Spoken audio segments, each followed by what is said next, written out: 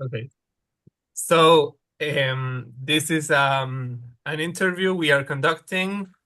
My name is Lautaro. My partner is Sofia. We are interviewing Mariana on the topic of AI art and AI generated art.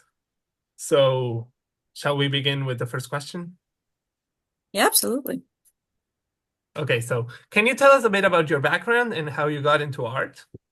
Sure thing. I've been drawing pretty consistently, properly since I was in middle school. Just in all of my classes, I would always be drawing.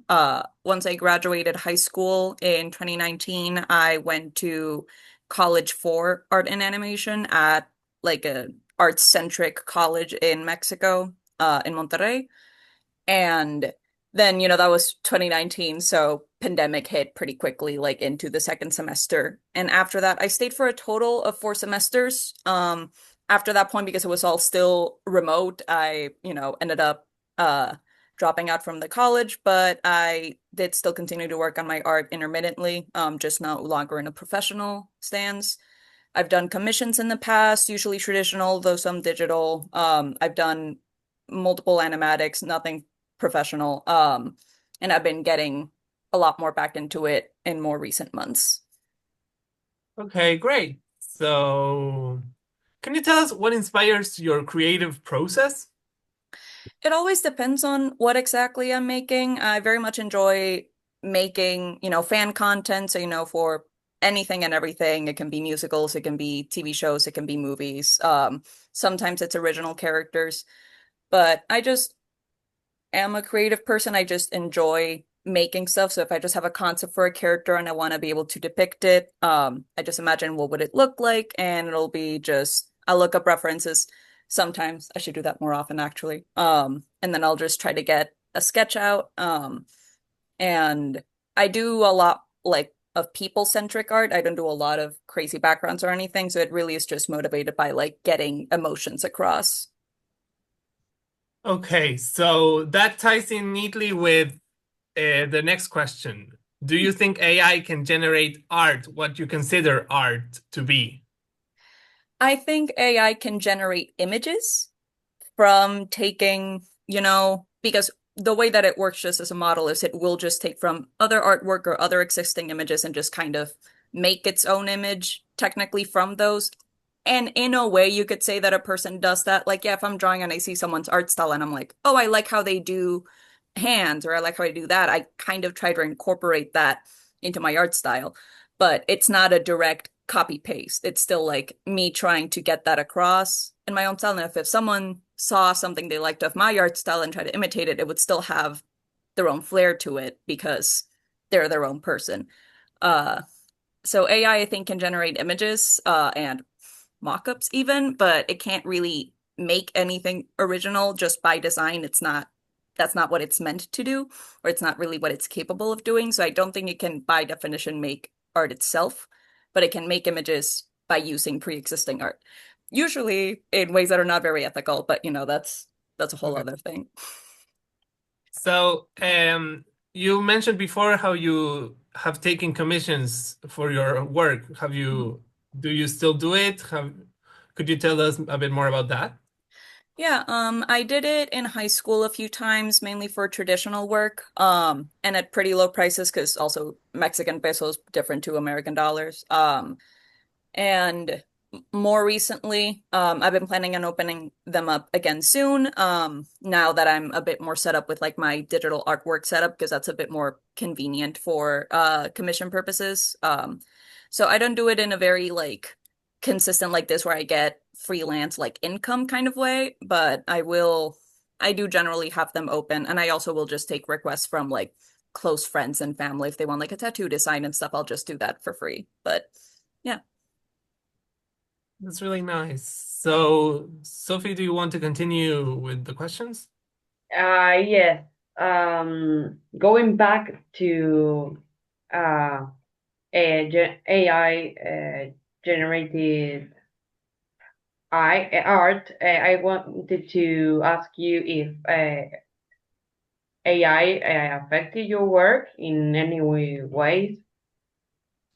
Yeah. So when I was doing it like actively for my education, kind of like leading into possible future work and stuff, AI was not very actively present in the scene. I mean, there was Mm. Artbreeder was a thing and there were some minor ones, but it wasn't really as big of a thing and not anything that could kind of generate AI art at the time was very basic, so not really a part of the scene around the time that it really started to come up with like ChatGPT and stuff more recently. I wasn't actively drawing at that specific time, but I was, keeping up with it. I was very interested by what it was and how people were using it.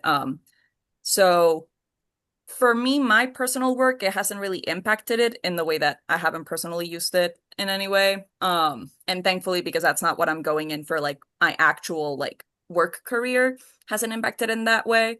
It's been a little discouraging to see how quickly some Mm. people are so immediately volleying for it. Like, yeah, let's just input a couple of art prompts and then no longer hiring artists to do things. So that and the cultural impact it's been having has been a bit of a downer. Yeah. But yeah. This may be a bit off topic, but could you tell us what your main career will be? Currently I've been doing ASL interpreting, and I'm generally just going into interpreting, English and Spanish, just multilingual. Okay, that's great. That's interesting. So, Um, well, you have just said that AI generated art is a bit of a uh, has like discouraged you. Uh, can you expand a bit on that? How how did it affect your motivation or inspiration? Yeah. So it mainly came down to when I was actively studying it, we were all in the same boat. So we would talk about, yeah, what is it going to be like to get work? I mean, there's limited animation studios. Day by day, it was a lot more CGI rather than drawn style, which we also learned CGI animation in school. Mm, Um, but often people would talk about how, yeah, it's very common that you will be underpaid as an artist just inherently. This has been the industry standard for a while, is that you're not going to be paid for your work as much as you should technically. And this often came down to the fact that one, obviously CEOs are going to want to be making as much money as possible, and that comes from not paying as much, but also because there is a general perception that, well, it's not that hard to just draw something. It's not that hard, so you shouldn't have to pay that mm, much for it. And I think that mentality has just gotten a lot more prevalent and it's become a lot stronger now that generative AI art is a thing because they're like, yeah, I just wrote a couple things and I made this. And it's like, well, you didn't. It was able to be generated, but you didn't make it. And I think it's just kind of led to artists being paid less or being appreciated less for their work. I have a lot of friends that are, artists and do a lot more consecutive commissions, talking about the way that they'll be asked to do revisions on a commission, which is completely standard. You'll send a practice sketch, it'll be like, oh, could you tweak this and this? And then you fix it up, so on and so forth. Um, the way that they will ask for revisions is the same way that you input a prompt into ChatGPT. Like, can you rotate this mm. a couple degrees to the left and also do this and also that?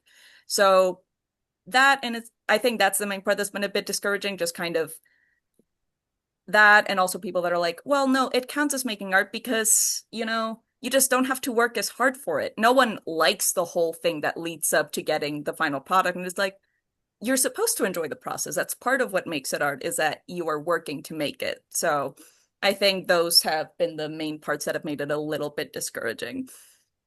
so you've never thought about integrating AI into your own art?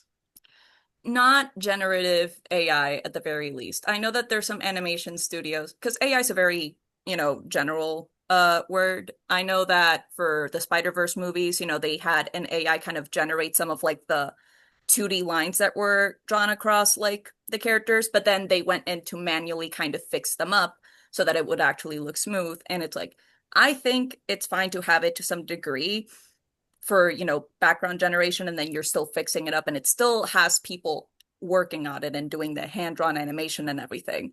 Um, but generative AI that just makes the big chunk of the work for the actual drawing for you, I don't think that is art. I think that kind of defeats the purpose. And that's not something I would be interested in using for my own art because I enjoy drawing.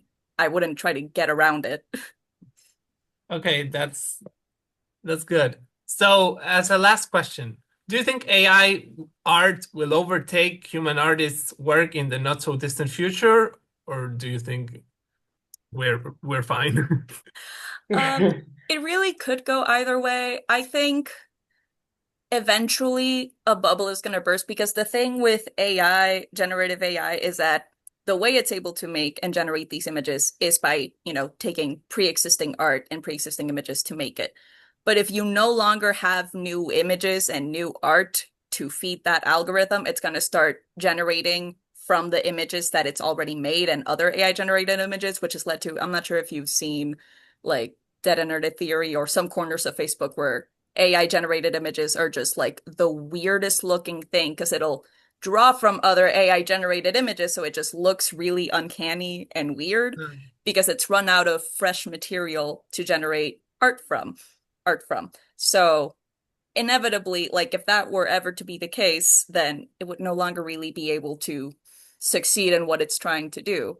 Not to mention at the end of the day, even if it's really discouraging for like financial purposes and, being respected in their work, at the end of the day, like me, pretty much every other artist likes drawing. They like the process of making art. And I think they will continue to do that regardless of whether there's AI or not. And just hopefully eventually people will kind of realize, especially as that bubble kind of continues to expand, they'll realize that there is more value in art when people put in the effort to make it than when it's just inserting a line into a ChatGPT prompt. Yeah, hopefully. Fingers crossed. So, well, this has been the end of the interview. We can stop recording now. Thank you for your contribution. It Thank you was so very good. much. Yeah, thank you so much.